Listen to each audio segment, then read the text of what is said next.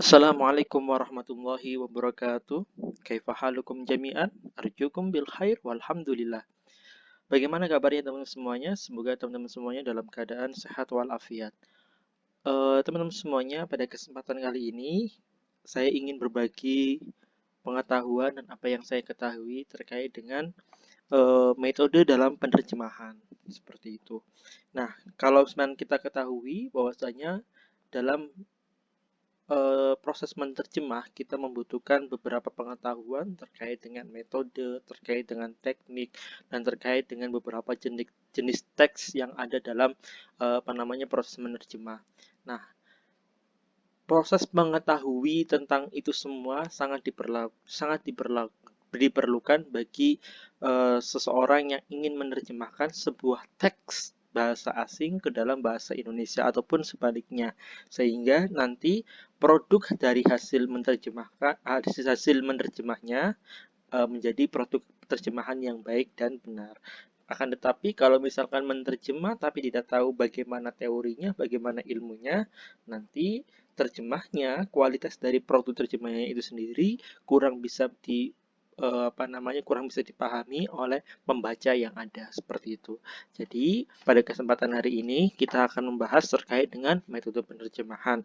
Nanti ada beberapa dua poin ataupun dua macam terkait dengan metode penerjemahan. Nanti kita akan bagi dua sesi ataupun dua video di channel YouTube Sam Imam ini.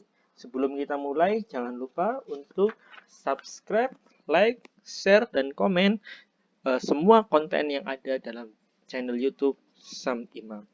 Oke teman-teman semuanya, kalau teman-teman semuanya melihat di teks yang ada ataupun di PowerPoint yang ada yang saya share, ada beberapa hal yang harus kita ketahui terkait dengan metode penerjemahan. Jadi, poin ini ataupun materi ini merupakan menjadi materi mata kuliah di kampus Taimahat Ali Alikam Malang, yaitu terkait dengan bahasa Arab tarjamah ataupun dalam bahasa Arabnya dikenal dengan Al-Lughah Al-Arabiyah fit tarjamah seperti itu. Nah, topiknya metode penerjemahan dalam bahasa Arab bisa kita pahami dengan ataupun bisa kita lafalkan dengan bahasa Arab thariqatu at-tarjamah seperti itu. Oke, teman-teman semuanya, di slide yang pertama perlu kita ketahui terkait dengan metode penerjemahan itu ada dua macam, yaitu metode harfiah dan metode tafsiriyah. Nah, sebenarnya seberapa pentingkah kita memahami terkait dengan metode penerjemahan? Nah, kita bayangkan kalau misalkan metode itu sebagai metode bagi seorang penerjemah itu menjadi hal yang sangat urgen. Karena apa? Karena agar target dalam menerjemahkan itu dapat dicapai dan maka seseorang penerjemah pasti akan menggunakan metode atau cara tertentu yang terkait dengannya. Nah, banyak metode penerjemahan yang dipakai oleh para penerjemah tergantung kecenderungan dan kapasitas kemampuannya. Akan tetapi, dalam pembahasan ini, saya memilih dua metode penerjemahan yang ada, yaitu metode penerjemahan harfiah dan metode penerjemahan tafsiriyah. Nah, apa itu metode penerjemahan harfiah dan apa itu tafsiriyah dan bagaimana metode penerjemahan harfiah dan tafsiriyah nanti yang akan kita pelajari bersama dan kita akan diskusikan bersama di konten kali ini seperti itu. Oke, jadi perlu kita ketahui ya, kalau tadi sudah kita ketahui ada dua metode yaitu harfiah dan tafsiriyah. Kita akan bahas terlebih dahulu terkait dengan metode harfiah. Apa itu metode harfiah? Seperti halnya yang teman-teman lihat di layar teman-teman semuanya, metode harfiah ini bisa kita kenal dengan metode literal ataupun metode lafziyah seperti itu. Nah, kalau ditanya apa sih itu metode harfiah ataupun literal ataupun lafziyah, jawabannya adalah jadi metode ini merupakan cara menerjemahkan teks dengan memperhatikan peniruan terhadap susunan dan urutan teks sumbernya. Jadi sebelum kita jelaskan dari pengertian ini, teman-teman semuanya yang masih bingung terkait dengan istilah teks sumber, bahasa sasaran, jadi harus kita pahami dulu kalau bahasa sumber itu adalah bahasa asingnya. Misalkan karena kita mempelajari bahasa Arab, berarti bahasa sumbernya adalah bahasa Arabnya. Nah, kalau teks sumbernya berarti teks bahasa Arabnya. Kalau bahasa sasarannya, karena kita orang Indonesia dan mempelajari bahasa Indonesia, yaitu adalah bahasa Indonesia. Seperti itu. Jadi bahasa sumber adalah bahasa asingnya, sedangkan bahasa sasaran adalah bahasa yang digunakan oleh penerjemah itu tersendiri. Itu karena kita adalah sebagai orang Indonesia, maka bahasa sumbernya adalah bahasa sasarannya adalah bahasa Indonesia. Oke, kembali lagi kepada pengertian. Jadi, metode ini merupakan cara menerjemahkan teks dengan memperhatikan peniruan terhadap susunan dan urutan teks sumber.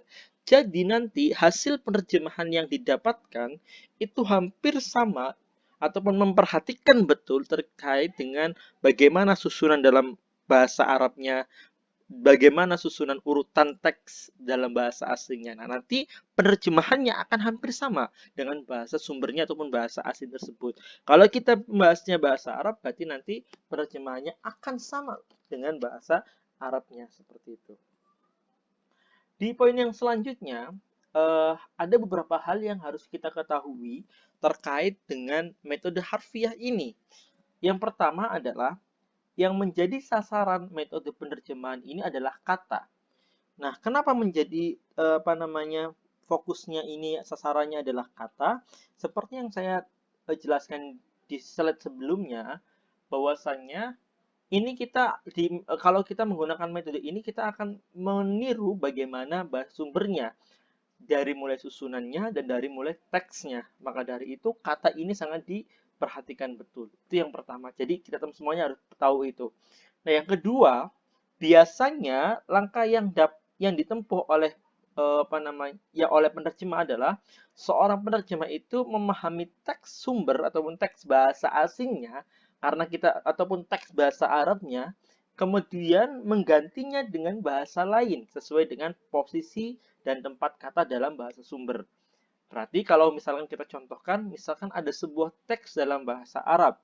Nah, penerjemah memahami teks tersebut terlebih dahulu.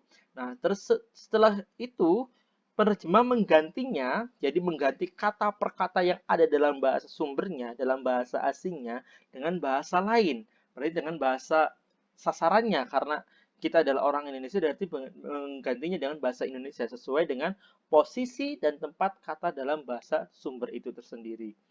Itu yang harus kita ketahui, teman-teman semuanya. Nah, yang selanjutnya, teman-teman semuanya, contoh dari teks yang menggunakan teks asing dan diterjemahkan dengan menggunakan metode harfiah adalah sebagai berikut. Misalkan ada sebuah teks yang saya tulis, fakullun nasi fil islami yunadawna bi anna nubuwata qad khatamat ma'a khatimin nabiyyin. Nah, perhatikan teks bahasa asingnya ataupun bahasa sumbernya. Fakullun nasi fil islami yunadawna bi anna nubuwata qad khatamat ma'a khatimin nabiyyin. Nah, kalau teman-teman semuanya perhatikan betul terkait dengan bagaimana pola penerjemahannya ataupun gaya penerjemahannya, teman-teman semuanya bisa memahami dan memperhatikan betul kalau penerjemahannya itu hampir sama dengan bahasa asingnya ataupun bahasa sumbernya. Maka dari itu diterjemahkan dengan, karena kita menggunakan metode harfiah, maka diterjemahkan dengan terjemahan, maka setiap orang dalam Islam menyatakan bahwa peran kenabian telah berakhir seiring dengan akhir kenabian Muhammad Shallallahu Alaihi Wasallam. Nah, kalau misalkan kita perhatikan betul bagaimana gaya penerjemahannya, itu hampir sama dengan bahasa asingnya ataupun bahasa Arabnya. Maka setiap orang, karena itu di awal dengan fakulun nasi fil islami, dalam Islam, yunadauna bi anna nubuwata, sampai akhir itu posisi penerjemahannya hampir bersamaan dan hampir sama seperti itu.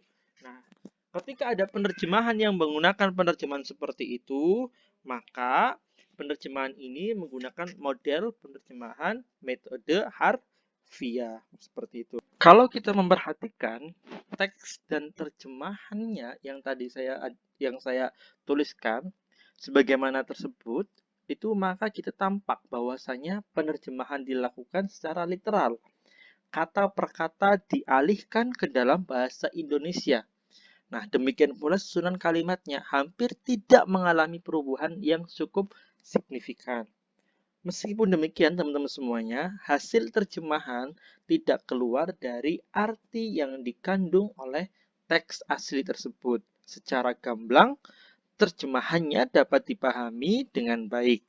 Nah, dalam kasus ini, tidak ditemukan masalah yang serius, baik terkait makna maupun struktur gramatikalnya, tetapi hal ini belum tentu dapat diaplikasikan pada teks yang lain. Jadi, ada beberapa teks yang nantinya tidak bisa menggunakan metode penerjemahan harfiah ataupun literal ataupun lafziyah seperti ini. Oke. Poin selanjutnya, teman-teman semuanya, kita akan membahas apakah terdapat kelebihan dan kelemahannya.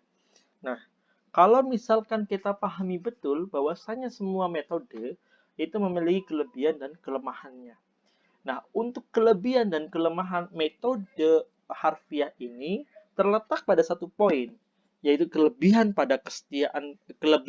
dan kelemahan pada kesetiaan pada bahasa sumbernya. Maksudnya seperti apa, teman-teman semuanya? Jadi seperti ini. Eh, Kelemahan cara penerjemahan yang pertama, yaitu metode harfiah ini, terletak pada kesetiaannya pada bahasa sumber. Karena apa? Karena pengalihannya didasarkan pada perkata, padahal tidak selamanya bahasa sumber itu memiliki kesamaan ataupun minimal secara struktural gramatikal. Sehingga jika tetap dipaksakan, maka kepaksaan kata dan ketidakjelasan makna menjadi hal yang tidak dapat dielakkan seperti itu, karena kita memaksakan penerjemahannya itu hampir sama dan harus sama dengan susunan bahasa asingnya. Nah, sementara kelebihannya yaitu terletak pada kesetiaannya pada bahasa sumbernya, itu bahasa asingnya.